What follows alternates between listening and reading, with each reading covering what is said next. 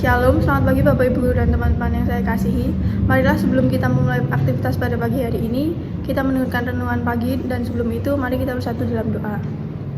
Selamat pagi Tuhan Yesus, terima kasih buat pagi hari ini. Tuhan, sebentar kami akan mendengarkan renungan pagi, berkati agar renungan ini bisa menjadi pedoman bagi kami semua. Dalam nama Tuhan Yesus kami berdoa, amin. Judul renungan pada pagi hari ini yaitu tinggal tenang, diambil dari Mazmur 46 ayat 11. Diamlah dan ketahuilah bahwa akulah Allah, aku ditinggikan di antara bangsa-bangsa, ditinggikan di bumi. Memperhatikan keadaan dunia yang tidak menentu dan penuh ketidakpastian, membuat banyak orang menjadi panik, khawatir, dan takut. Akibat panik, orang susah untuk berpikir dengan baik, bahkan tidak jarang orang kemudian mengambil jalan pintas. Akibat khawatir dan takut, banyak orang mengalami stres yang berakhir dengan depresi.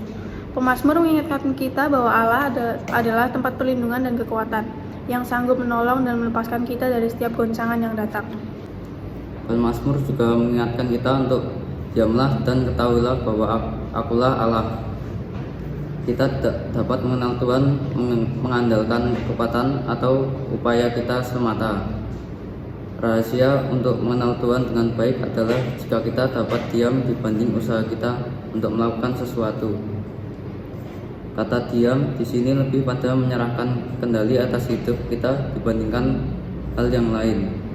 Diam atau tinggal tenang maka bermakna berserah. Dengan kata lain, Tuhan ingin kita menyerahkan kendali hidup kita kepadanya.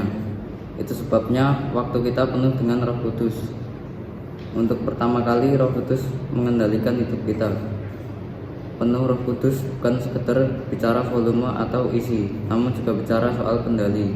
Yeskiel menjelaskan bagaimana ketika kerja Roh Kudus digambarkan seperti air yang mulai memenuhi secara progresif dari pergelangan kaki naik ke lutut, naik lagi ke pinggang hingga tenggelam. Gitu juga kehidupan kita yang alami dikendalikan oleh Roh Kudus, mulai dari pergelangan kaki berbicara perjalanan kita mulai dituntun oleh Roh Kudus. Naik ke lutut berbicara kita mulai dapat berdoa di dalam roh. Naik ke pinggang berbicara Roh Kudus mulai memampukan kita untuk dapat menguasai hawa nafsu kita. Kemudian pada akhirnya seluruh kehidupan kita dipimpin oleh Roh Kudus. Ketika kita menerima Roh Kudus dalam hidup kita, maka kita akan menerima kuasa. Agar Roh Kudus bisa bekerja, maka kita hanya perlu menyerahkan kehendak hidup kita pada Roh Kudus. Semakin besar tantangan yang kita hadapi, semakin besar pula seharusnya penyerahan diri kita kepada Roh Kudus. Marilah kepadaku semua yang letih lesu dan berbeban berat, aku akan memberi kelegaan kepadamu.